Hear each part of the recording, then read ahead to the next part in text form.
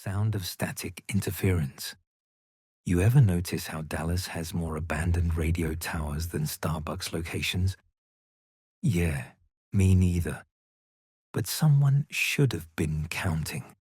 Because on March 15th, 2019, one of those towers started broadcasting again. And what came through?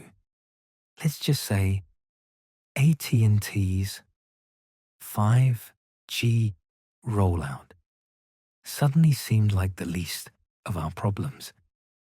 What you're about to hear isn't on any official record. The FCC denies it. The Dallas Morning News buried it. And the 7 people who went missing? Well, according to the city, they just relocated. Sure. And I've got beachfront property in Lubbock to sell you. This is the story of the deep Ellum frequency. And trust me, you'll want to turn your phone on airplane mode for this one. What's up, horror addicts? If you're new here, welcome to the channel where we dive into the darkest corners of real-life nightmares and ask the question nobody else will. What the hell were they thinking? I'm your host, and today we're heading to Big D, Dallas, Texas, where everything's bigger, including, apparently, the supernatural screw-ups. Before we spiral into madness together, do me a solid, smash that like button like you're trying to destroy cursed audio equipment, and subscribe because YouTube's algorithm is scarier than anything in this story. Seriously, have you seen what it recommends at 3 a.m.? Now let's talk about Deep Ellum. Deep Ellum. The artsy, grungy, I'm not like other Dallas neighborhoods part of town, home to street murals, live music venues, and apparently one very pissed-off radio tower that nobody remembered existed. Our story begins with Marcus Chen, a 28-year-old audio engineer who thought moving from LA to Dallas for affordable rent was a good life choice. Spoiler alert, it wasn't. Marcus specialized in vintage audio equipment restoration. You know, the kind of hipster hobby that sounds cool at parties but pays in exposure bucks and Instagram likes. March 14th, 2019. Marcus is scrolling through Craigslist, first red flag, when he sees it. Vintage broadcast equipment, free to good home, must pick up by midnight. The address? An industrial warehouse on Good Latimer Expressway. Second red flag, because nothing good has ever happened at a must-pick-up-by-midnight situation. This isn't Cinderella, Marcus. But does our boy listen to common sense? Absolutely not. Because the ad mentioned a 1940s RCA broadcast console. And to audio nerds, that's basically the Holy Grail wrapped in a Stradivarius and dipped in vintage gold. Now, most people would see a sketchy warehouse in Deep Ellum at 11 p.m. and think, nope. But Marcus sees opportunity. And you know what they say about opportunity knocking? Sometimes it's not an opportunity. Sometimes it's something that really wants to be let in. The warehouse looks like Urban Decay had a baby with a horror movie set. Graffiti tags from artists who probably aren't around anymore. Broken windows that stare at you like dead eyes. And that special smell, you know the one. Mold, rust, and regret. Marcus meets the seller, an old man who introduces himself only as station manager. Not the station manager or a station manager, just station manager. Like that's his actual government name. The guy's wearing a suit that probably looked sharp in 1962 and hasn't been cleaned since. You understand what you're taking? Station manager asks, his voice crackling like an old radio. Vintage broadcast equipment, Marcus says, because he's seen the photos and his brain is basically screaming, "Take it home and make it pretty." Station manager stares at him for exactly 7 seconds. Marcus counted, then says, "The tower goes silent at sunrise. Always has. You do well to remember that." Marcus, bless his oblivious heart, thinks this is some quirky old-timer wisdom about respecting vintage equipment. He loads the console into his Honda Civic, which, by the way, absolutely should not fit, but somehow does. Another red flag he completely ignores, and drives back to his loft apartment on Elm Street. Yes, Elm Street, in Dallas. The universe was literally screaming at him. So Marcus gets home, sets up his new toy, and does what any self-respecting audio engineer would do at midnight. He plugs it in. Because sleep is for people with good survival instincts, and Marcus clearly lost his in a poker game, the console powers up. And here's where things get interesting. And by interesting, I mean call a priest, maybe an exorcist, definitely your therapist.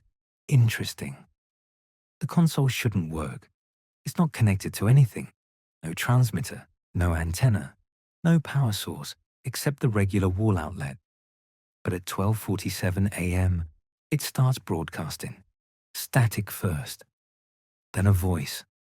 A woman's voice, smooth as silk and cold as a Dallas freeze, which, if you remember 2021, can literally shut down the entire state.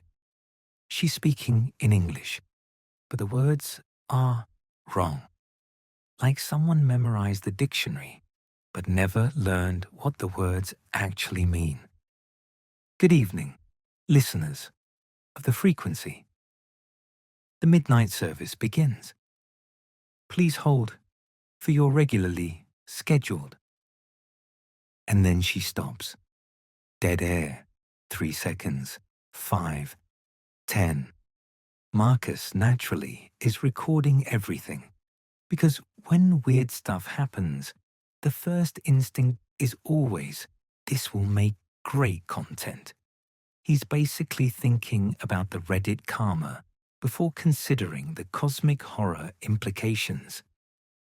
Then the voice comes back, but different, desperate, human. Turn it off. Please, God, turn it off. We can't. They're making us. Static again, then calm. That silky smooth voice returns. Technical difficulties. Please stand by. Marcus hits record on his phone because his audio equipment is going absolutely insane. Every LED is blinking in patterns that definitely aren't in the user manual. The VU meters are maxing out even though there's no input signal. He does what any rational person would do. He Googles deep Ellum radio station history.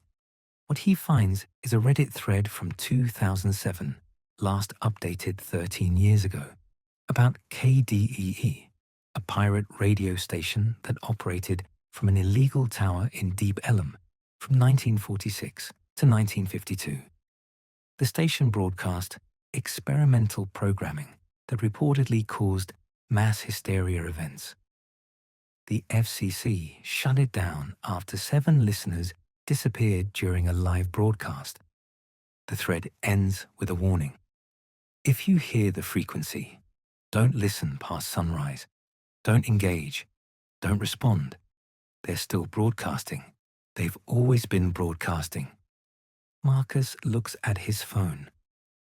It's 1:23 a.m. Sunrise in Dallas in March? Around 7:30 a.m. He has 6 hours. Now, a smart person would unplug the console, throw it in the Trinity River, and move to a different state. But Marcus isn't smart. Marcus is curious. And curiosity, well, it didn't just kill the cat. Sometimes it drags the cat into an alternate dimension and forces it to broadcast horrifying messages for eternity. Let's see just how deep this rabbit hole goes. Marcus decides to listen. All night.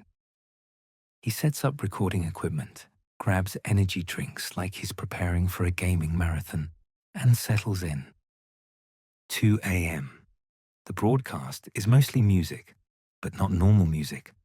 It's jazz, but wrong. The notes are all correct, but the order is backwards. It sounds like music being played in reverse, except it's not. It's original compositions designed to sound like they're being consumed by time itself. 3 a.m. A call-in show starts, except there are no callers.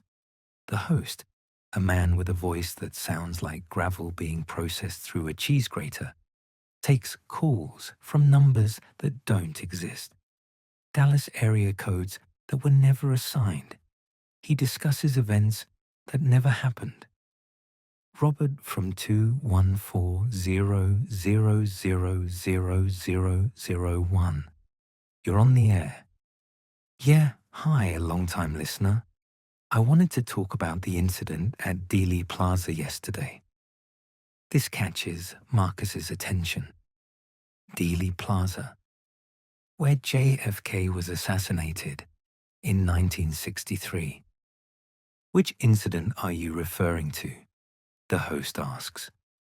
The one that will happen. We're all waiting. The frequency demands it. Click. 4 a.m. Marcus notices something horrifying. His neighbor's lights are turning on in sequence. One apartment, then another, all in rhythm with the broadcast. He looks out his window and sees people standing at their windows, completely still, facing the same direction, facing south, toward Deep Ellum. 5 a.m. The woman's voice returns. We are now accepting volunteers for permanent broadcast positions. To apply, simply keep listening. To accept, remain tuned until sunrise. Your consciousness will be upgraded. Marcus finally gets scared. He reaches for the power switch. It won't turn off. He unplugs it. The console keeps broadcasting. He tries to smash it with a hammer. The hammer phases through it, like it's not even there, or like he's not even there. Panic time. Marcus grabs his phone to call 911, but every number he dials connects to the same thing. The broadcast. The police dispatcher. Broadcast. His mom in California. Broadcast. Pizza Hut. You guessed it. Broadcast. And that's when he realizes he's not broadcasting to anyone. He's broadcasting from somewhere else entirely. And sunrise is in 90 minutes. 6 a.m. Marcus does the only thing he can think of. He runs out of his apartment, down Elm Street, toward the only place he thinks might have answers, the warehouse where he got the console. The streets of Deep Ellum are wrong. They're the same streets, same buildings, but empty, completely empty. No homeless population, no early morning joggers, no 24-hour taco trucks. Just empty streets under a sky that's the wrong color. Not quite dark, not quite light, just a nauseating gray that makes his eyes hurt. He reaches the warehouse. The door is open, because of course it is. Inside, he finds them. 7 people, sitting in chairs, wearing headphones, connected to broadcast equipment. Their eyes are open, but vacant. Their mouths move in sync, forming words he can't hear, but can feel in his bones. Station manager is there, looking exactly the same as before, which is somehow worse than if he'd changed. You came back, he says, not surprised, just confirming. What is this? Marcus demands, trying to sound brave and absolutely failing. A service, station manager says calmly. Dallas is a city of frequencies. Radio waves, cell phone signals, Wi-Fi, Bluetooth. All these voices, all this noise, all this static in the air.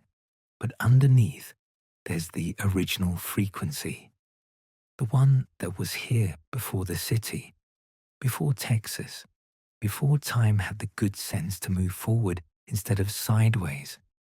The people, volunteers, they listened past sunrise. They accepted the call. Now they broadcast forever, keeping the frequency stable, keeping it from bleeding into your reality completely. Marcus checks his phone. 6:45 a.m. 45 minutes to sunrise. What happens if no one's broadcasting? He asks. Station manager smiles, and it's the worst thing Marcus has ever seen. Then the frequency finds other ways to be heard.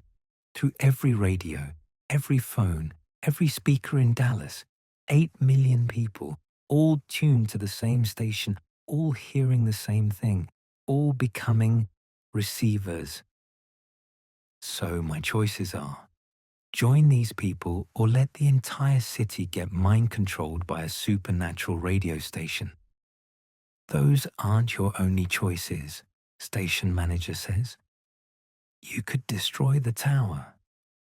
He points through a window Marcus didn't notice before. In the distance, there's a radio tower that definitely wasn't on the Dallas skyline yesterday. It's massive, ancient, and somehow wrong. Too tall, too thin, existing in too many dimensions at once. The tower is the anchor, station manager explains. Destroy it before sunrise. The frequency breaks. The volunteers wake up. The broadcasts stop. The timeline stabilizes. And the catch? The tower exists in 3 places at once. Here, in the frequency dimension, and in 1952. You'll have to destroy all 3 versions simultaneously. Marcus stares at him. That's impossible. Technically, yes, but you're an audio engineer. You understand resonance. You understand how the right frequency can shatter glass. Apply that principle creatively. So let me get this straight. Marcus has to use his knowledge of sound waves to destroy a tower that exists in 3 timelines at once. He has 30 minutes to do it, and his only helper is a mysterious station manager who might be a ghost, a demon, or the world's worst HR rep. Yeah, this'll be fine. Totally fine. Let's watch this beautiful disaster unfold. Marcus runs back to his apartment. The console is still broadcasting. The 7 volunteers' voices are coming through now, harmonizing in a way that makes reality feel like it's cracking at the seams. He has an idea, a stupid idea. But at this point, stupid is all he's got. He grabs every piece of audio equipment he owns, speakers, amplifiers, microphones, his vintage collection, everything. He connects them all to the console, creating a massive, highly unstable audio feedback loop. Then he does something brilliant. He uses his phone to record the broadcast, plays it back through the system while the console is also broadcasting, creating a recursive loop. The sound of the frequency feeding back into itself, creating harmonic interference. The physics of it shouldn't work. But this isn't about physics anymore. This is about resonance, about finding the exact frequency that makes the tower vibrate itself apart. He tries different combinations, different pitches, different patterns. The VU meters are going insane. His apartment windows start to crack. Blood drips from his nose from the pressure. 6:55 a.m. Sunrise in 35 minutes. Then he remembers something from the Reddit thread. KDE's frequency, 1520 a.m. But that's just the surface frequency. He does the math, calculating harmonics, subharmonics, the resonant frequency of steel from the 1940s, the vibration patterns of Dallas bedrock. He finds it 152 hertz, a perfect fifth below the broadcast frequency. He tunes everything to 152 hertz and cranks the volume to maximum. The world screams.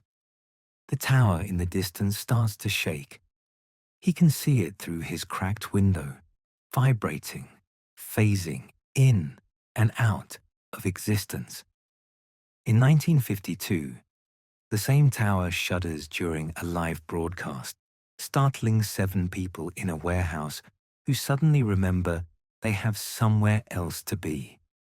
In the frequency dimension, the anchor point destabilizes. Marcus pushes the volume higher.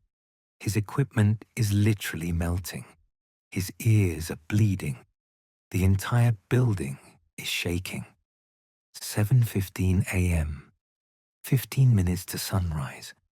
The tower splits, not breaks, splits, into 3 pieces, each flying into its respective dimension. And then, silence. The console dies.